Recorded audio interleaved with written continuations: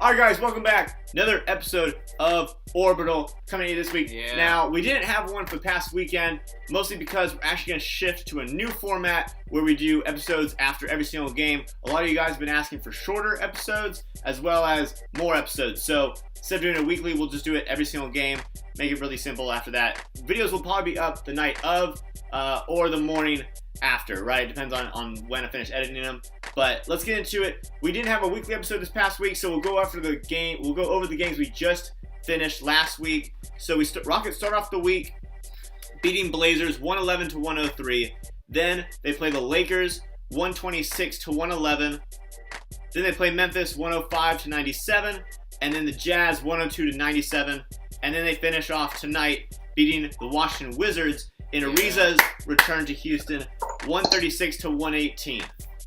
So, big important thing from this past game, they just broke the NBA record for most threes in a single game with 26. Michael Carter-Williams, bang bang, end of the game, 3. What did you guys see tonight? Oh man, just saw great shooting from the entire team. Harden's really on a roll right now. I forget what he was like, 5 of 9 from 3. Chris Paul really getting it done. Finally, good to see him get his shot back a little bit. Though I know he's been struggling from downtown. Eric Gordon still, he's shooting 29% on the season, so we still saw a little struggle from him. He got some shots down, but good early, yeah. Yeah, he was 4 for 9 tonight. Yeah, well, it's still not exactly what you want. In the beginning, he missed some shots, so hopefully this will start to get him going a little bit. But yeah, you saw a great offensive explosion from the entire team. Really got out running, getting in the passing lanes, getting out in transition. The defense was a little shaky in the first half. Just guys not getting back at all. A lot of layups. That's the one thing. Tons of layups. So basically, in this game, you basically saw threes can beat twos, pretty much. So that's the only thing. Just not getting back in transition, pretty much. We saw a ton of times where, John Wall was just getting back, and other players were getting back. Sam Decker really had a field day today. He was on fire. So, it was also nice to see Trevor Ariza back in Toyota Center. Did a lot of great things for the Rockets, and although he's playing for the Wizards now, and a lot of us probably would like him back in a Rockets uniform. It was nice to see him. I think it was nice for the fans too. But 5-game winning streak. We're playing really well. We're tied for 7th in the West right now, so we're back in the playoff picture, guys. So this is huge, really big. Yeah, they're on a 5-game win streak now, which is pretty impressive.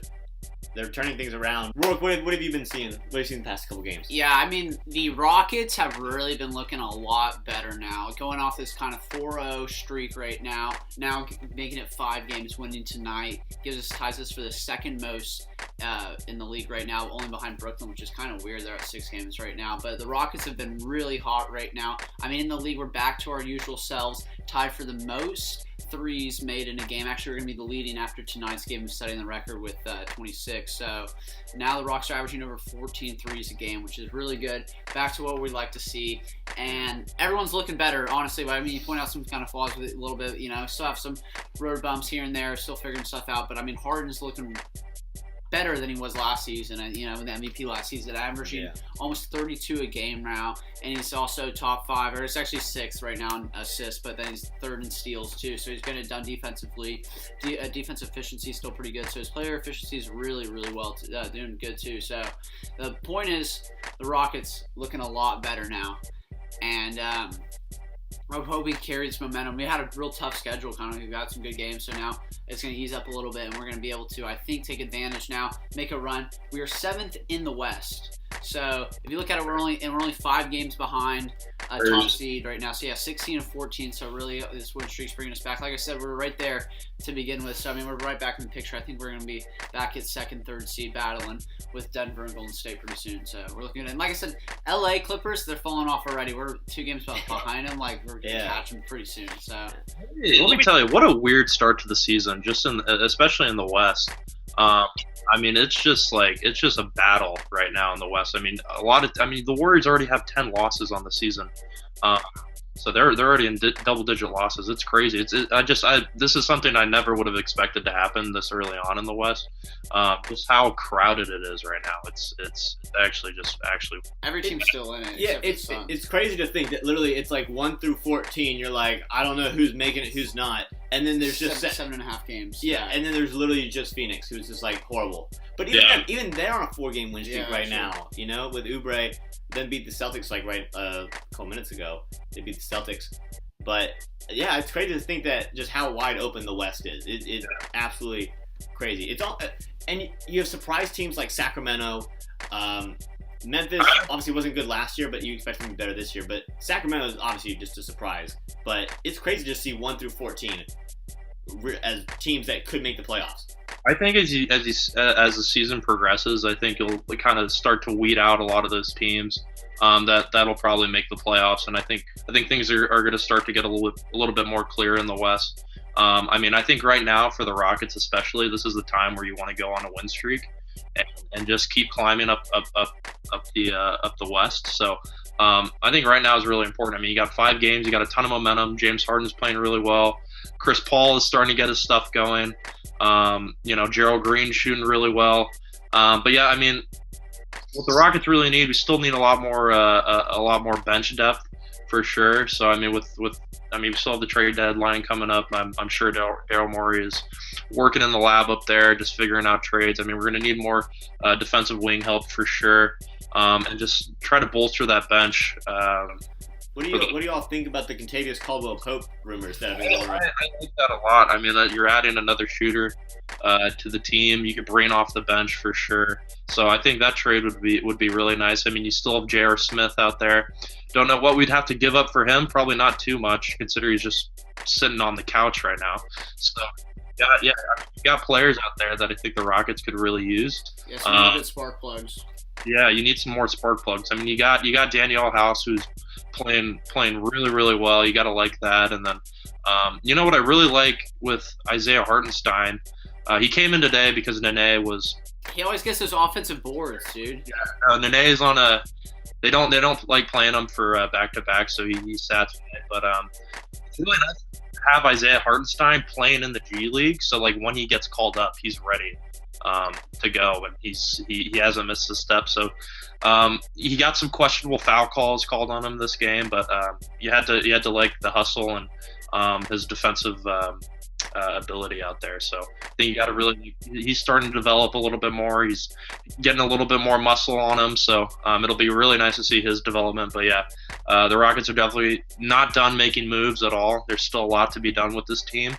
But right now, 5-game win streak. I think all Rockets fans got to be happy where the team's at right now, considering the start of the season. So it's good to be a Rockets fan right now, guys. Yeah, the team's looking a lot better. We see like players that were really making an impact earlier, like Gary Clark, and kind of falling out of the rotation coming in late in the game now. And just because our team's not only healthier now, I mean Ennis is out right now, but our other teams is still pretty healthy. Yeah, you can set the Nene back.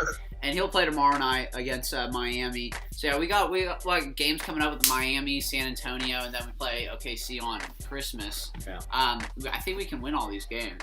Really keep it going. We might drop one. We'll see. But I do think that going forward, like you said, it's a really good time right now to push it. Harden's playing really well. I mean, he is. Everyone's gonna say he's kind of getting some suspect calls. I mean, that double step back, of course, that was crazy, but. In general, he's just been really just pushing it right now and pushing the envelope, and that's what he should be doing with the pace of the offense, making the refs call. I mean, if you're going to be touching him, I mean, reach he's teaching. So the point is, Harden is taking advantage of it and maximizing his efficiency doing it. I mean, that's why he's been averaging over 40 a game for the last 4 games. So he is playing really well, and that's what I think key is to the Rockets coming back. Also, Nene really helping back with him coming back. So it's making the Rockets look a lot better, like our usual selves almost, again, which is really good to see. What do you guys think? I'm gonna open the floor to you guys on this question, or just what do you guys think about the Chris Paul statement about James Harden being like the best offensive player in basically the history of the NBA? What do you guys think about that? Maybe not history of the NBA. I'm sure he's up there. He has to be, because even if you bring up the argument of he shoots a bunch of free throws. That doesn't really make him like a scorer. Like that's obviously part of the game, right? Like I don't know if he said. I don't know. I forget the exact quote that Chris Paul used. I don't know if it was the best offensive player or the most unguardable player. Okay. I mean, yeah, there's definitely two different things, but yeah. I mean, they've already been made, whatever, for both. But John and I were actually talking about it earlier today. Yeah. Was is James Harden a top 5 shooting guard of all time? And we were like, all right. Well, we're like, okay, you're definitely have to put Jordan, Kobe, Jerry West, and Wade, of course, my favorite, above him. And so does that make him 5th? We're talking about does T-Mac come in? Yeah. T-Mac's more of a small forward though. I mean, all right. I don't know what Basketball Reference would say for his whole career. I think Harden but might also be better than. I would also think Harden's better than T-Mac too, honestly. Yeah. But I mean, they both don't have a ring, so I feel like if you were to put Harden, like for the consensus people, in his prime right now, though. Exactly, for the consensus of people to put him as a top 5 shooting guard, he has to win at least one ring. At least one ring, because last year. Exactly. I mean, you know, like offensively, he's absolutely right. Like unguardable. He's even with the foul calls. Like that's part of his game. You can't really guard him effectively the way he plays the game. So when it comes down to one of the more unguardable players in NBA history, absolutely he's up there. He's also one of the most manipulative players. Yeah, he baits you into a lot of stuff. So, and that's part of his game, and that makes him one of the best offensive players. Like you can't say like Shaq wasn't a good offensive player just based off how physically dominant he was. Like that never counts against Shaq when you're talking about is Shaq a great offensive player? You know what I mean? Yeah. So, what do you guys think about Brandon Knight and his couple games returning? He had 8 against Utah, only had 2 tonight. But Rourke, definitely we'll open up to you on that one. My boy shining, you know, it's baby steps. He really messed up his knee, so it's a real, transition coming back. But he's looking good. Like I said, last game he popped a real nice 3. Good assist from Chris Paul. You know, they hit transition. So I do think that he's coming along nicely. Like I said, he's scoring. He's getting back in that rhythm. It's he hasn't played for like over a year, so year and a half, almost 2 years. I mean, this guy. I mean, torn ACL, still trying to get his legs back under him. But what I like, what D'Antoni is doing is he's playing him and starting to get him used to back to the pace of the NBA.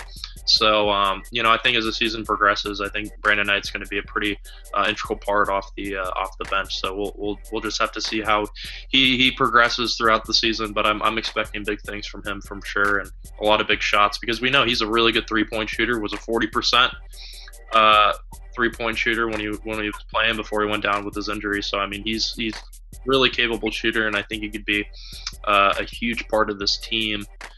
Going forward for sure. And if he gets to anything like how he used to be, it's almost like we just traded for and added to some sort of super good, bench player, role player that's going to come in like that kind of spark plug that we're just talking about, the J.R. Smiths and whatever. If he's able to get, his feet back a little more, so I'm hoping he is. I mean, he's still pretty young, so I do think, and he looks athletic still, so I do think he's it's just going to take a little bit of time, he's just coming back. So the first 2 games, playoffs aren't for a while, so easing back into it, we're all right. But what else going on? The Rockets, if you look at the team, if you look at the breakdown of the roster, the Rockets do have a lot of pieces to trade. So I mean, you have guys like Gary Clark. We're definitely gonna make a move. We're making a move still. We're gonna be making a move, so I'm really excited to see. Come soon too. What goes down? I mean, my prediction, I think we're probably gonna get KCP. I mean, I would love to have him. Yeah, that would be really good.